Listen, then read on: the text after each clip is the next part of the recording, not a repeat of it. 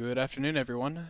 This is Henry Gambell with simplertrading.com, and in tonight's free video, I wanted to share one of the tickers that I've been sharing in these free videos. They've been coming out on Friday, but one name that we've been looking at quite a bit is PayPal. So you can go back and find those in the previous weekly reviews. But to make a long story short, this is doing exactly what we wanted to see it doing. It made the new high today, and it's just a situation where you've got a squeeze inside a trend that is moving well, a nice pattern of higher highs and higher lows. And then I try to pursue these when we're above the 8 and 21 moving average, with the idea of thinking that it'll come in and make a new high. So if you've been following along with that one, definitely a good spot to take some of the chips off the table prior to earnings, and then past that, see if we can get up into the extension around 98, and that will probably lead to 100. Okay, if you can see that one, I think you can probably see why Service Now is also worth looking at. So we closed at 191.08 today.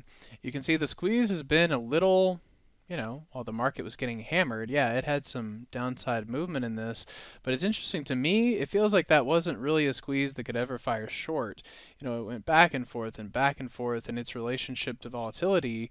So to a certain degree, I think this is about to make some type of a V-shaped move inside a weekly squeeze that has really been building throughout this entire kind of range-bound area.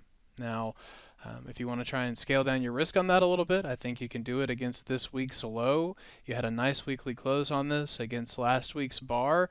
As long as you continue to hold those moving averages, I think you look for similar results as to what you saw in PayPal.